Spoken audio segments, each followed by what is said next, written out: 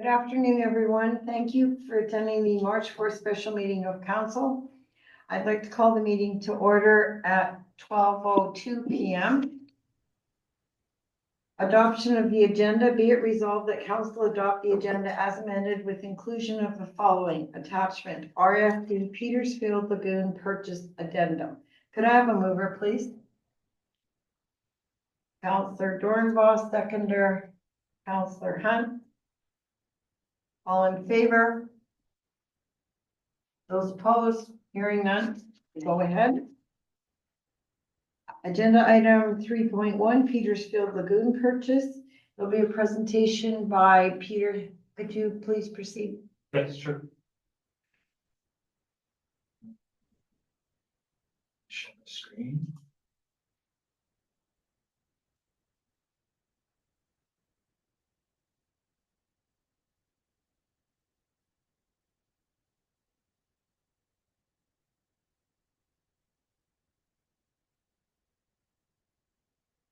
So can everybody hear me okay? They're shaking their heads, yeah.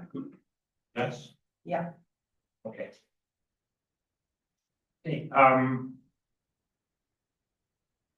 so thank you for joining. Thank you for joining us in this meeting today. I appreciate your time. I want to request this meeting just to for us to looking to get approval to buy equipment for the Petersfield Lagoon. So as per the purchasing policy that we recently passed, the purchase that we're looking to buy is a refurbished piece of equipment. Based on our purchasing agreement versus purchasing policy, anything over $15,000 for a used piece of equipment needs council approval, stating the maximum amount that can be spent for such equipment. That's why we are here today. So we're looking to purchase equipment that would allow us to it's a wastewater mapping unit. So it allows us to map the bottom of the lagoon, to monitor sludge levels as they accumulate inside of each of the cells. So the equipment consists of a drone boat, the controls for it, and also a laptop with specialized software that allowed us to generate the mapping for it. This is just an example of a typical map that we would derive as part of the equipment that we want to purchase. And it would allow us, the color coding is the green, the blue. It ranges from blue, which is clear water, all the way to red. The red would indicate various more viscous water in the lagoon, which is an indicator that there's sludge there. And then with this mapping, we were able to quantify the volume of sludge that we need to address. As part of the decision point, so we requested a meeting simply because it's time sensitive.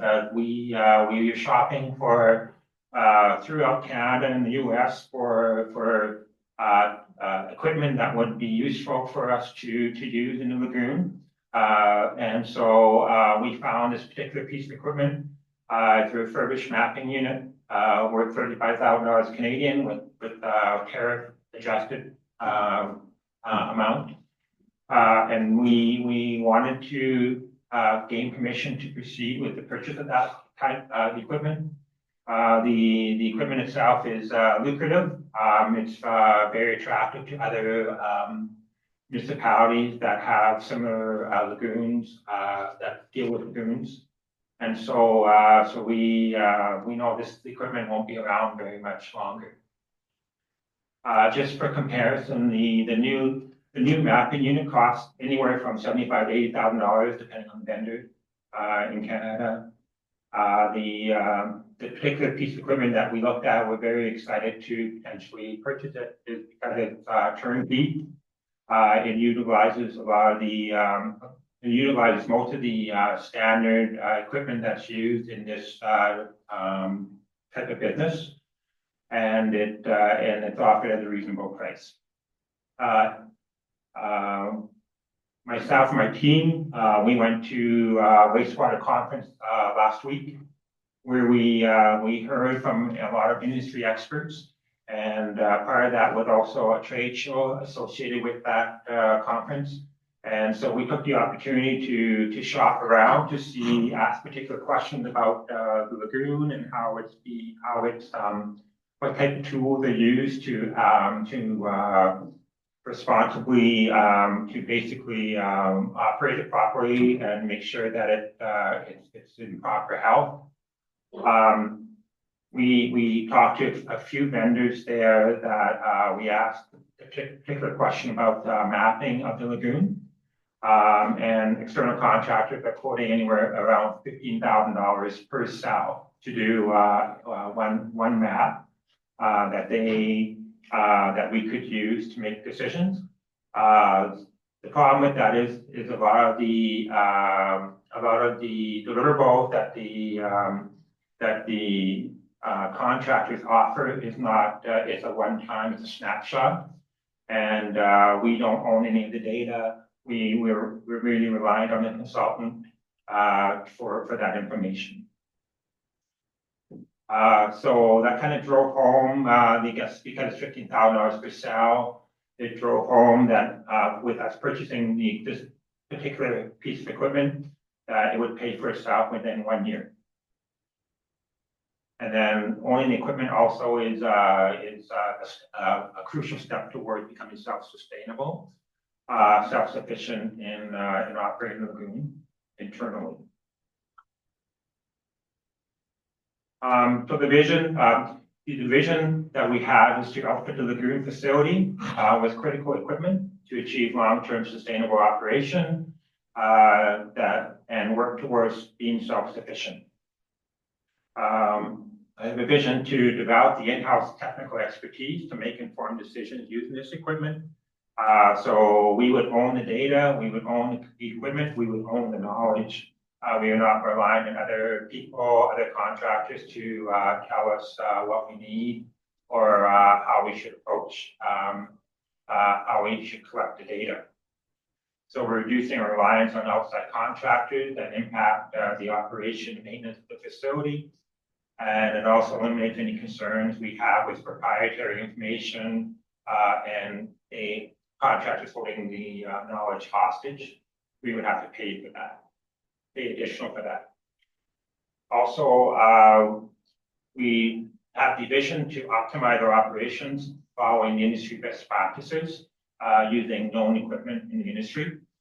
And with the overall goal is to maximize the life expectancy of the facility, so that we don't go back and we have to build have another lagoon expansion in a short period of time. So it's kind of extending the cash outlay to the maximum amount so that we don't have to go back and ask for more capital dollars. And also the other part is we potentially can make money on this opportunity as well. Once we have the equipment and we use it well within our own facility, we can offer that service to other municipalities in the surrounding area that have similar lagoons, and whatever problems come up with that. So the proposed funding model is we would propose to take, it's actually $35,000 from general revenues to pay for the unit. We propose to pay back the general reserves plus interest from a portion of the tipping fees charged to septic haulers using the lagoon. Typically, we have around 1,900 loads per year from septic haulers using our facility. The current tipping fee is below cost. It's about $30 per load.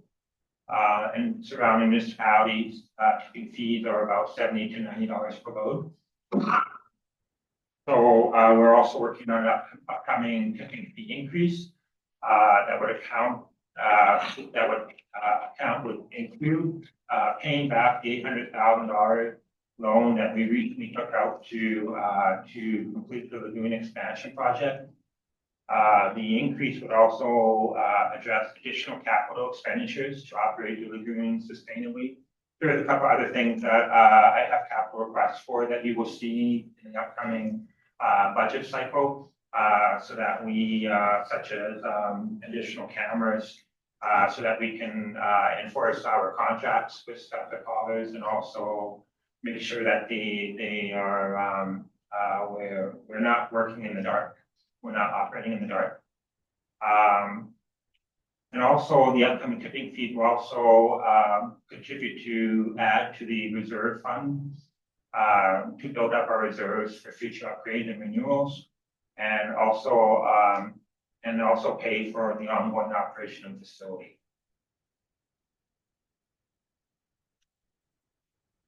Okay, that's all I have to that. The other one is just I have document for the request for decision. Do you want me to add that now, or do you want to just have a conversation before we do that? Yeah, we should hand it back to the mayor and she can ask for questions, etc. Yeah, the request for, that's all in our package. Pardon me? The request for decision, the information on, that's all in our package. I believe it's in your package. Yes, you don't have to go through them again. Okay. Council members, do you have any questions for Peter? Councillor Feeblecorn, and then Councillor Dorfas. Yeah, so how often does the lagoon required to be mapped? If you have this equipment, how often would it be used? And you're asking me whether it's required to be mapped by a license? Is that what you're asking? No, how many times would we use it? Oh. We would typically use it anytime where we would be using it on an ongoing basis. I envision probably mapping it 2 to 3 times per year during open water season. And that's about it. If there are the other time we can map it is once we accumulate sludge in the primary cells, we would be able to go do it whenever we want, really.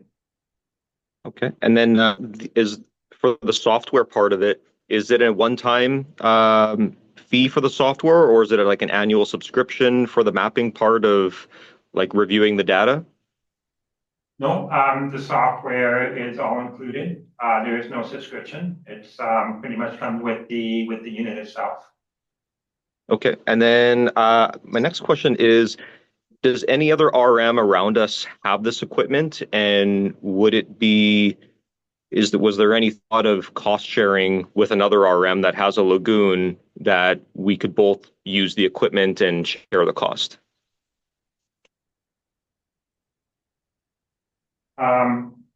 Honestly, I don't think there is anybody. There aren't too many other municipalities that use this type of equipment. I think it's something that we endeavor to do to operate our lagoon responsibly. Other municipalities simply buy the service, and I guess it becomes more. I think it becomes more of a concern or an opportunity to do cost sharing if we end up buying a new one. But in terms of this one, because it's it's a good price, that we didn't really look at that. We didn't look actually, no. Yeah, and sorry, that brings me one more question then. The maintenance on it, how does that work? Like, would it have to go for repairs? How often does it need to get maintenance? And where would it have to go? And what would be the cost for? I mean, obviously, there's different types of breakdowns and maintenance, but is that local or does it have to get sourced out? For the maintenance, we expect we probably would be doing maintenance on it at least once a year. The maintenance is straightforward. If we do it once a year, it's mostly internal. Most of the equipment on there are no moving parts.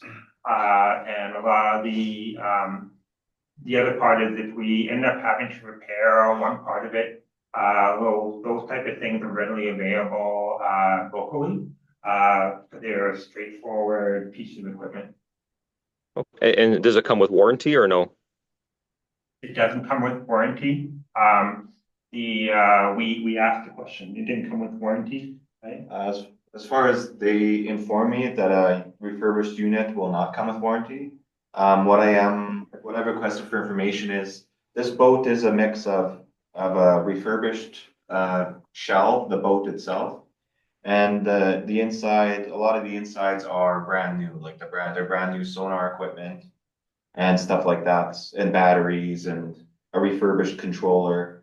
So my question to them is on the new equipment, is there warranty on the new components? So it is a mix of refurbished and new. Okay, and is the training included or is the training for that extra? Training to a point's included. They do have a lot of videos and they've been really, really quick at responses. So I feel that they're going to be there for us if we really needed it. Okay, thanks. Counselor Dornbos? Yeah, Councilor Peeperkorn pretty much asked the same questions I was going to ask, except for one. And sorry if I missed it in the presentation, but who's running the equipment? Is it done internally with our crew?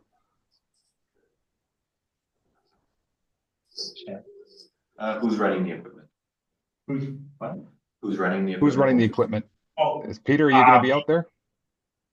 it'd be a combination between myself and Waylon that would be running the equipment. It's Okay. pretty, I have experience doing that in my previous career, using it on the Nelson River. So it's very similar to that. So we Okay, would so be there's no extra cost to the RM to hire somebody to do it then. Counselor Mareki? Yes, how many hours are on this boat and the equipment? Is it rated that way? That is a good question. The only information he gave to me on that is that it came off of a personal estate. So it wasn't a company that owned it or like an RM. It was a personal estate. They had maybe a wastewater lagoon of their own. I think he said it was for wastewater. Anything mechanical that is remaining, like the motors for the propellers, they have been rebuilt. And all the wiring throughout's been rebuilt. So anything that can have wear and tear has been replaced or refurbished. The only thing that would say remain untouched might be the shell. How many hours do you plan to use it over, let's say, a year? You're asking how many hours we would plan to use it? Yeah, how many hours are we gonna use this I would say anywhere from 10 to 20 hours a year. thing? Okay. I assume that'll pick up as well. Like the primary cells, the idea there is to get them a base layer scan, and then we can monitor how, because we have two new cells that we can transfer where the septage is coming in. We want to monitor if it's coming more heavily into one cell or the other. And we also want to look at the old existing primary cell to see exactly how much sludge is in there as well. As far as I can see, no survey has been done in the secondary cell or in the marshlands, which is the third cell with the fingers. So it'll be interesting to see what's in all those cells as well. So if we were to use contracts to come and do that for us, then we're really looking at in excess of what we're asking to purchase this equipment. So it's $15,000 from what we've been told from a source, a company that does bathymetric scanning. It's roughly depending on the size of the cell, which obviously you can see they vary, but roughly you said about $15,000 per cell per scan. So if we do one round of scans here, it's quite significant. So to clarify that, Waylon, Yes, it would be 15,000 each time they come out yes. per cell. So that's Per cell. 45,000 right there. Yeah, so if we wanted to see where we're at, just to scan our new primary cells, the north and south, and our existing primary cell that we pretty much decommissioned, that's $45,000 for a company to come out and scan it. And you don't own any of the data. That's right. Oh, this is And- hard to figure out.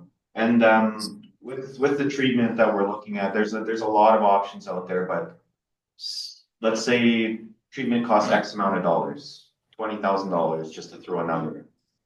To scan it before you do your treatment and then you scan it after, you can see how effective that treatment was. If you're just shooting blindly and treating blindly, you don't know if that treatment was effective or if you should continue with it. Maybe you should do more, maybe you should do less. And that all comes down to cost in the long term as well with cost of treatments. Because then you would have to have a separate contractor come out to do all that. That's where right. Yeah. We've got you and Beat in-house doing it on our own. That's right. And I think that would be smart too, is to keep it the limited number of operators just for the care of the unit itself. Being a scientific piece of equipment rather than a toy with a fish binder on it, I think it's in our best interest to keep it, limited amount of operators after it. Of course. I have Council a- members, do you have any other questions? I've got a comment here. Yeah, I have a couple. Could we go back to gallery view? Yeah, we will get you to stop sharing. You can stop sharing your screen now. Stop sharing your screen. Go back, sorry. Stop sharing. Okay. Thank you. Yeah, Councillor Hunt? So a couple of questions. How old is the unit? It wouldn't be older than 2015, although he did not specify the year of it, but I can find that out. He's pretty reactive to my emails. Okay. In the beginning, when we started talking about this, I was a little bit against it. But as you talk more, like, this is a brand new lagoon. So the old picture was good, actually. We'll have to talk about that one day in the future, where the old primary lagoon is. That lagoon's over 30, 35 years old. And we just decommissioned it, which I'd like to recommission it for the south end, but that's another story, another time. Probably 50 to 60% of the septage that goes into that lagoon is from holding tanks. So very little sludge is in the dumping that goes into that lagoon. So what is your process of going from east to or north to south primary? When do you change dumping? Like, what's going to be your protocol on dumping? How do you dictate whether it goes into the north cell or the south cell? So based on the new design, we were allowed to dump 22,000 liters of sludge into the cells. And right now, what we in our contract, when the septic hauler submits their paperwork, we are requesting that they tell us how much sludge they're bringing to us to dump into the lagoon. So now the problem that I see with that is that we have no way of verifying that, and I'm wondering if that's kind of where the old facility before the expansion, that's kind of where that was an unknown, where the sludge built up. And it wasn't known how fast or any rate any couldn't figure out, we couldn't verify the numbers. And so with this piece of equipment, we're looking to see, first of all, within contract with the septic haulers, they would need to specify how much sludge to bring into site. So then within the contract, we want to revise it so that we can at any time show up there to take a sample of the wastewater that they're disposing to verify that their numbers are close to what they say they are. And then so macroscopically, I guess for the lagoon itself, we need more information on how much sludge. The sludge is the lagoon killer. And so we need to be able to verify with mapping I guess mapping is really the only way. We need to verify the volumes that are in there on an annual basis so that we can decide whether we need to treat it or reduce it and to figure out the rate of accumulation over the course of time. And then from there, we can calculate the life cycle of that facility. But when you talk about sludge, though, like when a septic caller says he's hauled so much sludge, it could be 3 holding tanks, like or 2 holding tanks, 2 1,500-gallon holding tanks. So the amount of sludge in that is very, very, very small as compared to 3 septic tanks. So how do you distinguish on that? I understand that you're going to get it from the layers that are going to be distributed into the lagoon, but when you talk about 22,000 liters per day, whatever, of septage or of sludge, like I say, 60 probably to 70% going into that lagoon is from holding tanks, and I don't think that we're not taken into consideration on that part. And like I say, at another time, another day, I'd like to talk about the old primary cell. When you talked about other municipalities requiring the service, Village of Dunnottar has a huge lagoon system. So does Winnipeg Beach, and so does Rockwood. That's 3 of our close neighbors. Village of Dunnottar had to build another primary cell for that particular reason. So years ago, when we tried to rehabilitate our original primary, we used organisms, and they manually mapped the bottom of it. And there was some discussion or some discrepancy from the supplier of the organisms that it wasn't done properly. The organisms weren't introduced properly. Their measurement wasn't done properly. But there is lots of data and lots of proof that organisms do work, and they work on an ongoing basis. They can be introduced, and they can stay in there rather than being done with chemicals, right? And which is also better. But organisms worked well, and we had data that proved that it worked well.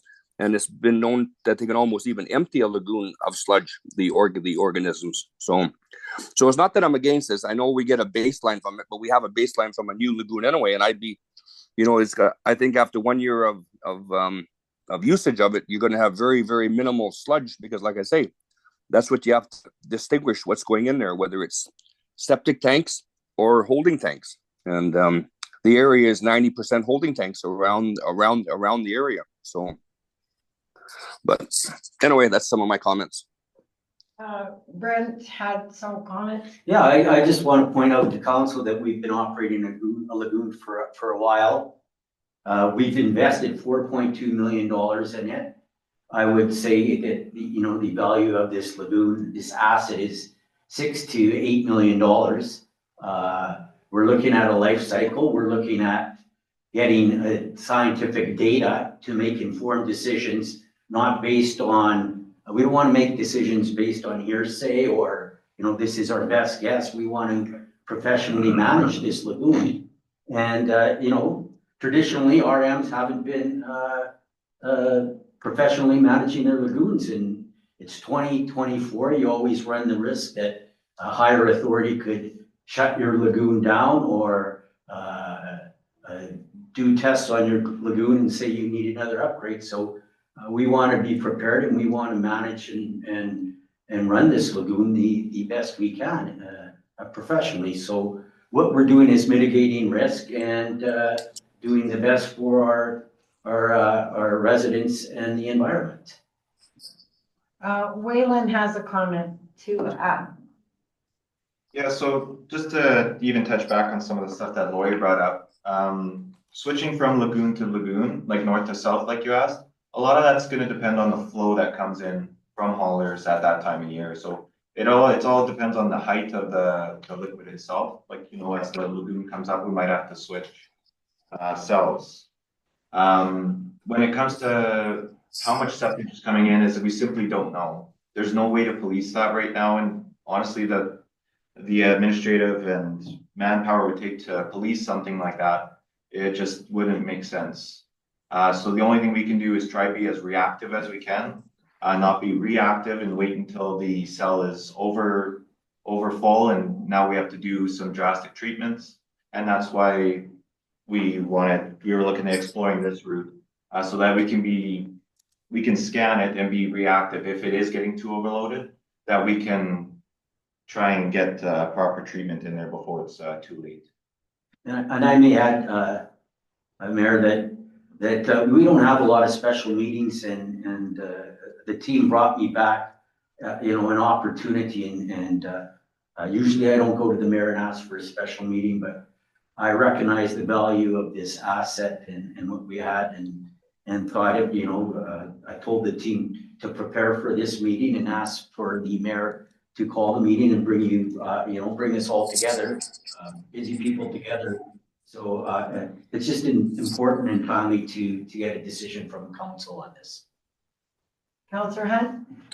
So, like I said in the beginning, I was a bit skeptical, but Waylon mentioned like the base layer. I think that's very important to have that base layer information, as well as the secondary and the fingers, to see how much is in there, and then how much carryover when we dump from primary to secondary, and then dump into the fingers, and then into the actual wetland lagoon, like how much silt is carrying over into those ones. But I would hope that this information could also be used in the future, because it's always been a sore point with me that this imaginary line somewhere south of Selkirk that is only allows the septage from that area to go into the lagoon. It still behooves me why the lagoon weren't even given to be able to make a decision to make it bigger, to accept all of the septage from St. Andrews. But with this knowledge then of them saying so much, it's designed for so much septage per day, probably you'll see that there's less solids coming in with that number. So the buildup at the bottom of the floor of the lagoon will be less and less. So hopefully with that information, you can open it up more to more septage, like more solids, which is what causes the numbers to rise in the septage to be able to be dumped, right? So hopefully that will give us that information. Peter, you have comments? So the original conversation we had about when we started talking about tipping fee increases, a lot of the feedback we heard from the septic haulers is why they were restricted to north of Calder Road. And so we took that back to say that we looked at that to say, yeah, we should consider allowing people, the entire RM, to be able to use the lagoon facility. But so this is one step towards that, is by getting buying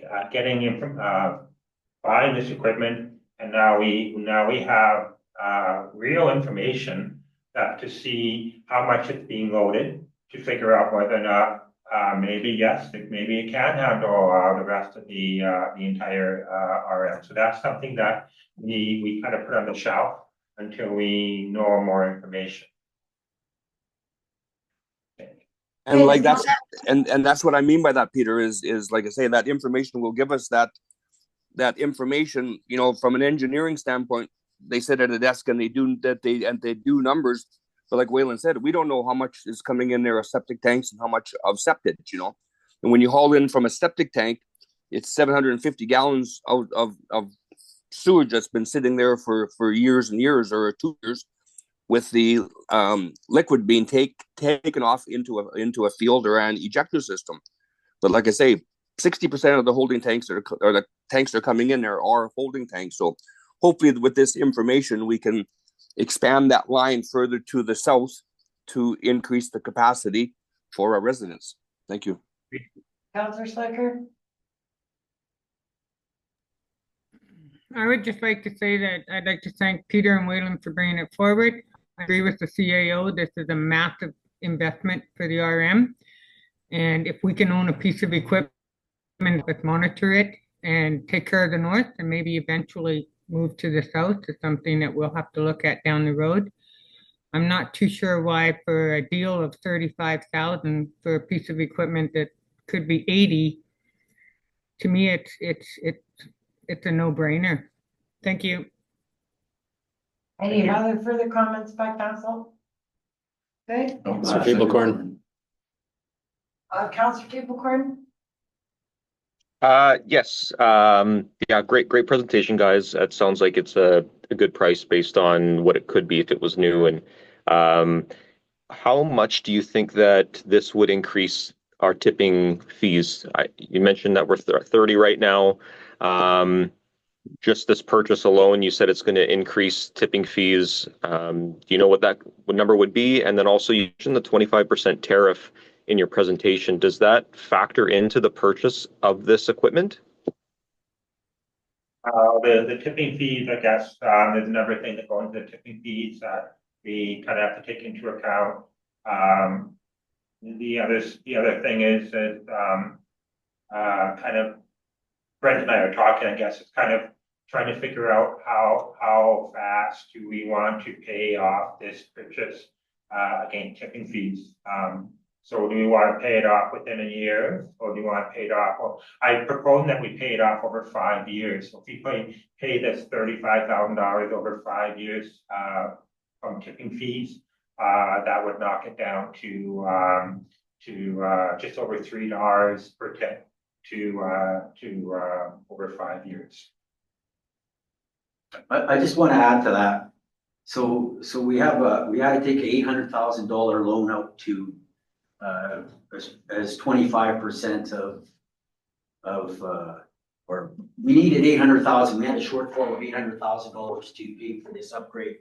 So the RM had to take a loan out.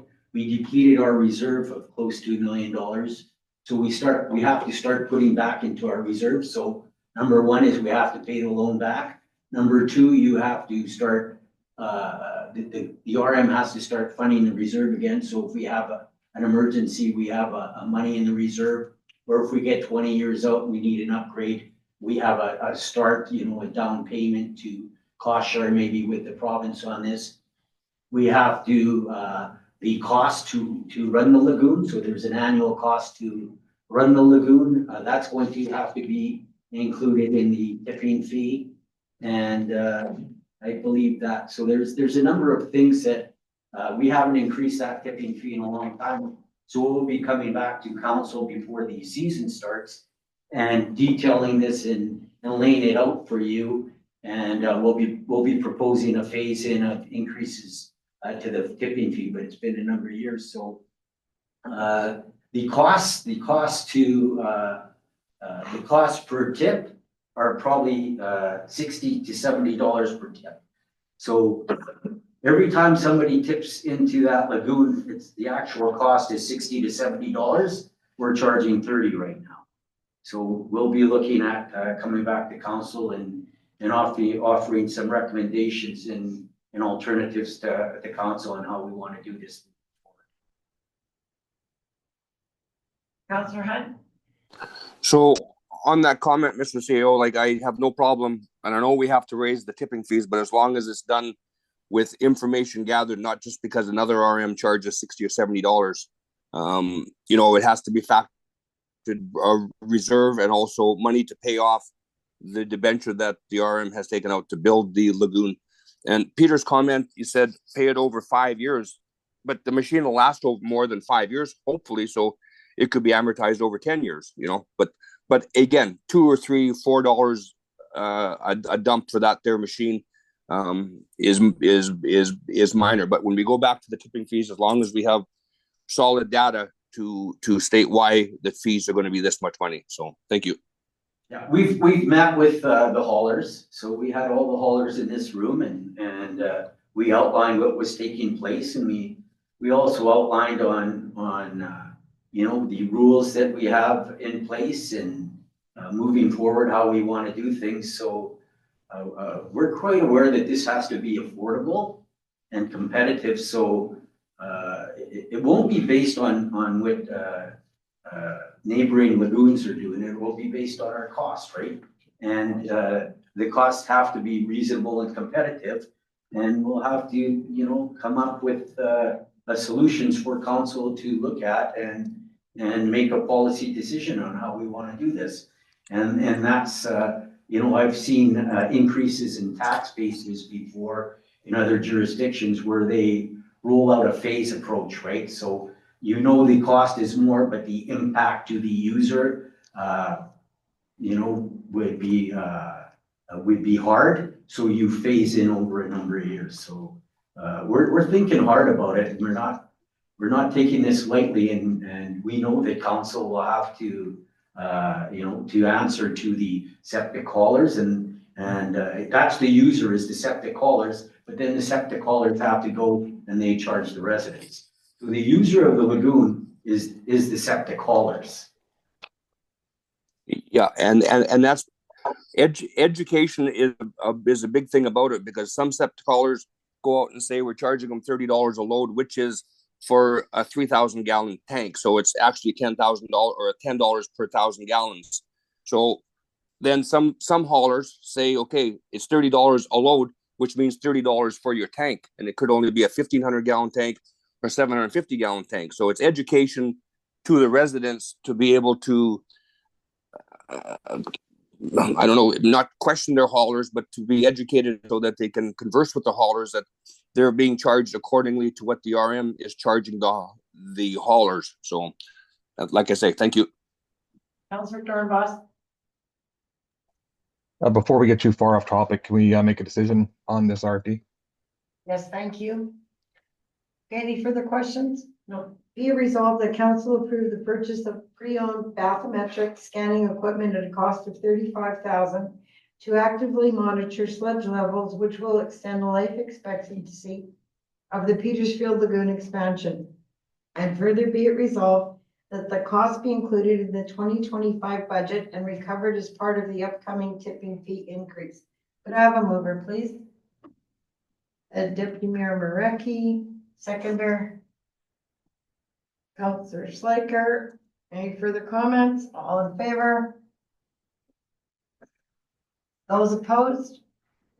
Hearing and seeing none, that matter is carried. Thank you for all the work you did on that. Thank you for your presentation. Thank you so much. Be it resolved that the special meeting of council be adjourned at 12:43 p.m. Could I have a mover, please?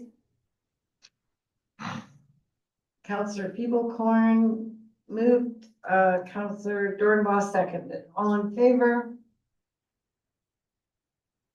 Okay, we are adjourned. Thanks, everyone. Have a great afternoon. Thank you.